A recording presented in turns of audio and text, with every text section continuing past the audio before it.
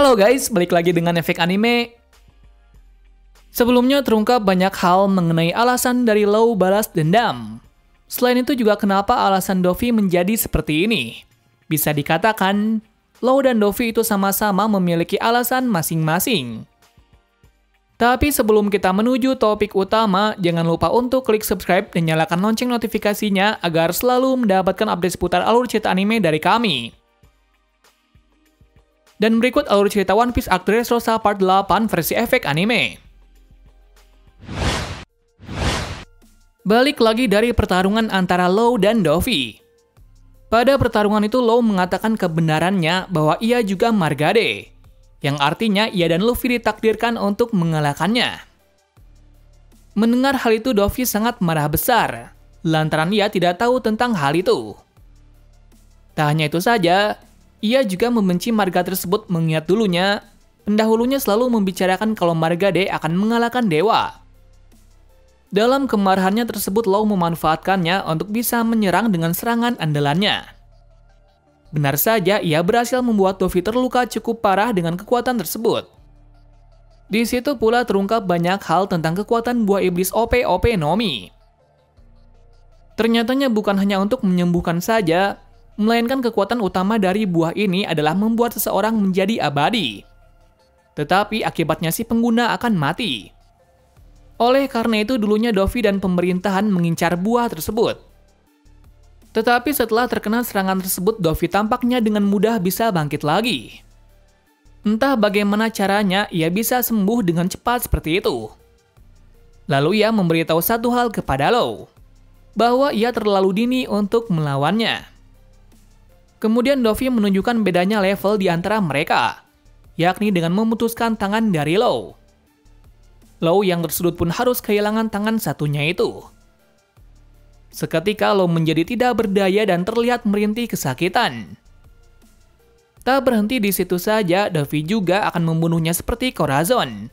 Karena dengan itu ia akan mendapatkan kembali buah tersebut. Law yang terluka seperti itu malah membalikkan perkataan tersebut. Alhasil Dovi yang marah besar langsung menembakinya secara bertubi-tubi, yang akhirnya Law mati seketika. Sementara dalam sudut satunya Luffy diserang habis-habisan oleh Bellamy. Karena ia tahu kalau jalan satu-satunya untuk melepas kekangan dari Bellamy adalah membunuhnya. Jadi ia menerima serangan tersebut sampai Bellamy puas. Nah, Bellamy melakukan hal itu karena ia tidak mempunyai pilihan lagi, mengingat dia sudah dibuang oleh Dovi. Tetapi di situ juga ia tidak bisa mengkhianati idolanya. Beralih pada pertarungan di lantai 2. Pertama kita mulai dari Sai yang bertarung dengan Baby Five. Awalan pertarungan di antara mereka sangat sengit. Namun Sai yang berniat mengalahkannya malah membuat Baby Five jatuh hati terhadapnya. Karena apa? Lantaran Baby Five merasa diperhatikan. Kenapa Baby Five bisa seperti itu? Dikarenakan dulunya Baby Five mendapatkan suatu sikap yang tidak adil, maupun dari penduduk desa sampai ibunya sendiri, di mana Baby Five dianggap tidak berguna dan tidak bisa apa-apa. Padahal seringkali dirinya menawarkan bantuan kepada semua orang.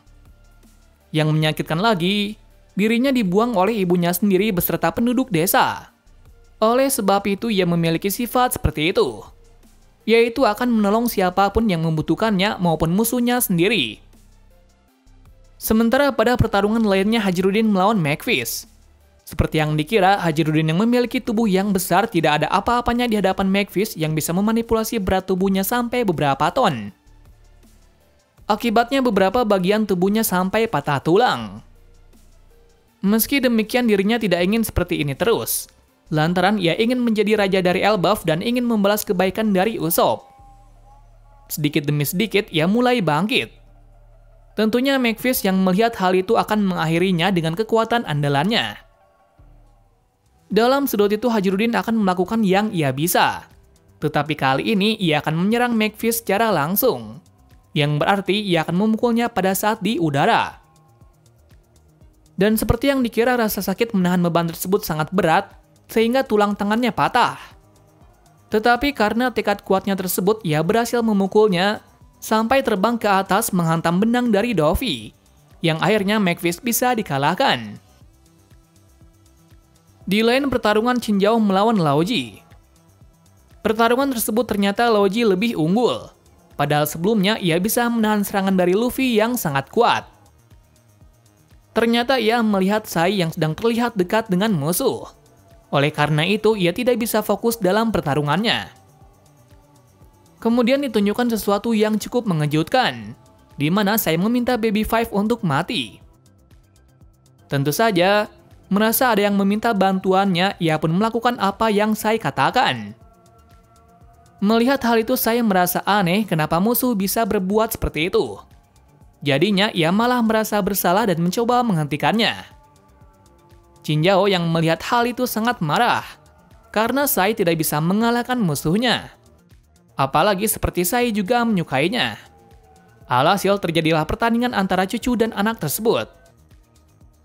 Diperlihatkan juga kalau saat itu Sai sangat membencinya, lantaran ia selalu diatur olehnya sampai saat ini. Kemudian mereka berdua menunjukkan kekuatan andalannya masing-masing.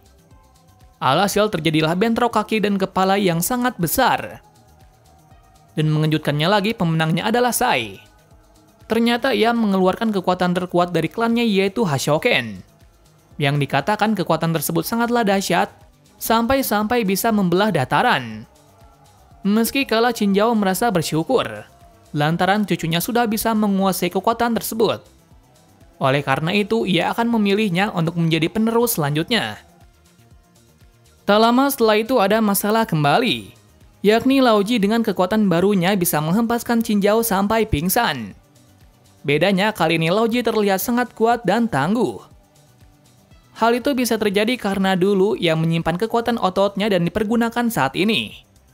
Sai yang merasa marah pun langsung menyerangnya. Alhasil dengan Hashoken darinya lagi yang kuat tersebut, Lao Ji langsung dikalahkan dengan mudahnya. Selanjutnya adalah pertarungan di lantai 3, di mana ada dua musuh yang harus dikalahkan, yaitu Dellinger dan Gladius. Pertama kita mulai dari Dellinger dahulu. Terlihat Ideo yang mencoba menghentikannya pun malah dibuat babak belur. Hingga yang paling parah adalah tubuhnya berlubang akibat tanduk dari Dellinger. Meski demikian, Ideo tidak menyerah. Sampai akhirnya ia berhasil melukai walau sedikit saja. Merasa marah, Dellinger berubah ke mode terkuatnya, yaitu mode ikan bertarung. Kenapa bisa begitu? Karena dia adalah keturunan dari ikan petarung, yang berarti sangatlah brutal. Brutalnya lagi, ia menghabisi Ideo hanya dengan satu gigitan saja. Akan kemenangan itu, ia langsung menuju ke lantai 3. Sesampainya di sana ada asap yang misterius yang sama pada di Kolosium. Tiba-tiba saja Dellinger yang tak tahu apapun dihajar dengan beberapa tebasan sampai tak berkutik. Ternyata itu adalah Hakuba atau Cavendish mode seram. Melihat itu semuanya sangat terkejut, lantaran mereka tidak menduga kalau Cavendish kuat itu. Masalahnya kali ini bukan Gladius saja, mengingat Hakuba akan menyerang siapa saja yang ada di sekitarnya. Untungnya Robin bisa menghentikan Hakuba dengan kekuatannya tersebut. Lalu diperlihatkan sesuatu yang tak terduga lagi. Tiba-tiba saja, Cavendish tersadar, begitu pula dengan Hakuba. Kenapa bisa begitu? Karena Cavendish mencoba untuk menahannya. Jika tidak, maka Hakuba akan membantai lagi. Dalam situasi itu, Robin pun kebingungan antara melepaskannya atau tidak, mengingat akan bahaya sekali jika Cavendish tidak terkendali. Bertepatan pula Gladius yang merasa diremehkan pun akan menggunakan kekuatan penuhnya, yaitu untuk meledakkan tempat ini beserta dengan duri yang ada dalam tubuhnya. Yang artinya, Bartolomeo dan Robin dalam situasi yang berbahaya. Nah, awalnya, Bartolomeo bingung dengan apa yang ia lakukan antara melindungi diri sendiri atau melindungi Robin. Waktu itu ditunjukkan tekad yang kuat darinya, yakni ia akan melindungi semuanya dengan cara mengelilingi Gladius bersama dengan pelindungnya, mengingat hanya cara itu saja agar tiada korban. Alhasil ia yang terkena tersebut pun terluka sangat parah. Sementara itu Cavendish dalam kondisi sadar langsung membawa Robin ke atas dengan cepat. Mengetahuinya, Bartolomeo sangat senang. Untuk itu ia harus bangkit lagi untuk menyelesaikan pertarungannya. Cara yang digunakan sekarang adalah dengan meniru serangan dari Luffy. yang artinya ia akan menggunakan pelindungnya sebagai pelindung tangan. Alhasil tanpa kendala, ia berhasil mengalahkan Gladius dengan sekali serang. Sudut lainnya Viola mendapat penglihatan yang sangat kejam dari istana pusat, yaitu Ratu Mensri dibuat menangis oleh Giola. Beralaskan kalau Mensri memiliki kekuatan yang bisa menyembuhkan orang dengan cepat. Diketahui ia memakan buah iblis Ciu-Ciu no Mi yang memiliki kekuatan untuk menyembuhkan orang. Untuk itu ia meminta Leo untuk bergegas ke sana. Mengingat lagi anak buah Giola sedang membawa para eksekutif yang telah dikalahkan. Singkat cerita, saat Giola hampir menyembuhkan para eksekutif, Leo dan lainnya berhasil menghentikannya dan menghajar balik. Mengetahui hal itu, Ratu Mensri sangat senang, karena semuanya telah bersusah payah untuk menolongnya. Berlanjut dari pertarungan para pria sejati. Menariknya dalam pertarungan itu adalah jual beli serangan. Mengapa demikian? Karena menurut mereka itu adalah pertarungan yang pas sebagai lelaki. Sampai akhirnya Senor yang takjub akan sifatnya itu akan menggunakan seluruh kemampuannya, yaitu suplex dari atas, yang mana ia membawa Frankie terbang ke atas dan memantingnya dengan sepenuh tenaga. Seperti yang terlihat kalau Frankie rusak cukup parah. Akan tetapi ada satu keanehan, yakni mata satunya menjadi merah seperti robot mode marah. Dan tiba-tiba saja, Frankie bisa bertarung lagi. Karena serangan dari Senor telah berakhir, kini giliran dari Frankie yang menyerang. Tanpa basa-basi, Frankie menyerangnya tanpa henti hingga membuat Senor Pink babak belur. Akan serangan tersebut, Senor mengingat satu ingatan yang membuatnya teringat sampai kini. Dulu ternyata gaya berpakaiannya tidak seperti ini, melainkan mewah dan berkelas dan tentunya sangat keren. Hingga suatu ketika, akhirnya ia menemukan wanita yang cocok untuknya, yaitu Lucifer. Singkatnya, tak lama setelah itu mereka menjadi dekat. Namun ada masalah kembali, yaitu Lucifer tidak suka dengan penjahat maupun bajak laut. Tentunya hal itu membuat Senor sedih dan mau meninggalkannya. Tetapi karena rasa cintanya itu, ia tetap menikahinya sambil menyembunyikan pekerjaannya itu. Beberapa tahun berlalu mereka hidup bahagia dan dikaruniai satu anak. Dengan itu membuat kebahagiaannya menjadi lengkap. Tetapi pada suatu hari saat bekerja, tiba-tiba anaknya terkena demam yang tinggi dan tidak bisa tertolong. Mulai dari situ, Lucifer menjadi orang yang pendiam dan tak memiliki ekspresi. Nah, Senor yang tahu akan hal itu tidak bisa apa-apa lagi dan hanya menjenguknya setiap hari. Tetapi ada satu hal yang membuat Lucifer bisa tersenyum, yakni saat ada boneka bayi. Dimulai dari situ, Senor selalu berpakaian seperti bayi agar bisa melihat istrinya tersenyum seperti dulu lagi. Oleh sebab itu sekarang ia berpenampilan seperti itu untuk menebus apa kesalahannya dahulu. Dengan itu akhirnya pertarungan dari Frankie berakhir. Scene berganti pada Kairos yang masih bertarung sengit dengan Diamante. Diamante yang curang waktu itu selalu menggunakan Rebecca untuk menyerang Kairos. Akan tetapi setelah kedatangan dari Robin, akhirnya Kairos bisa bertarung dengan serius. Kali ini Kairos tidak akan segan-segan lagi kepadanya, mengingat dia akan membalaskan dendam dari Scarlet. Tetapi untuk menyerang Diamante tidak semua yang dikira. Lantaran dia bisa menyerang jarak jauh dan membuat sesuatu menjadi besi. Mengerikannya lagi, Diamante ini sudah masuk mode Awakening, yang artinya ia bisa merubah sesuatu seperti yang diinginkannya. Contohnya, ia bisa membuat dataran ini bergelombang seperti bendera. Hal ini bertujuan agar Kairos yang kehilangan satunya tidak bisa berbuat banyak.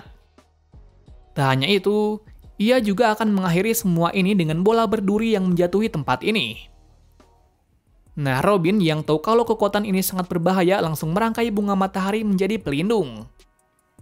Yang mengejutkan, Kairos tidak berlindung, malah ia menangkis bola besi tersebut dengan pedangnya. Merasa muak dengan apa yang dilakukan oleh Kairos, Diamante pun menembaki kakinya tersebut dan menghinanya tentang balas dendamnya itu. Akibat hinaan tersebut, Kairos merasa sangat marah. Ia juga berkata kalau bola besi ini tidak sakit sama sekali daripada hinaan selama 10 tahun ini. Akan hal itu membuat Diamante ketakutan karena memang benar adanya kalau orang ini adalah monster. Singkat cerita, dengan tekad kuatnya itu, Kairos berhasil menebas habis Diamante sampai pingsan. Dengan berakhirnya pertarungan itu, balas dendamnya pun tersampaikan. Selanjutnya adalah giliran dari Zoro melawan Pika sang eksekutif. Sayangnya Zoro saat itu hanya berlarian saja, dikarenakan Pika malah mengacau di istana, bahkan beberapa kali menyerang peserta Kolosium dan lainnya. Tak jarang juga menghina Kairos tentang rajanya tersebut. Ternyatanya pista ke istana hanya untuk membuat bentuk tubuhnya menjadi sangat besar lagi daripada sebelumnya. Ia melakukan hal itu untuk menyerang langsung ke istana lama. Tujuannya sudah pasti, untuk membunuh Raja Riku dan penduduknya. Semua yang melihat itu kebingungan karena mereka tidak bisa melakukan apapun lagi. Ajaibnya, tiba-tiba Zoro bisa berpikir dan memiliki rencana. Rencana itu yaitu dengan terbang dari atas dan menebasnya di udara.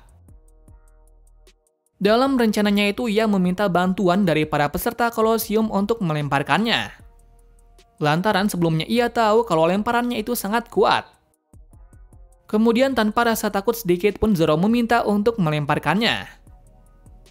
Sesaat di udara, Zoro akan menggunakan kekuatan yang diajarkan dari Mihawk 2 tahun lalu, yaitu untuk merubah pedangnya menjadi hitam dengan hakinya itu.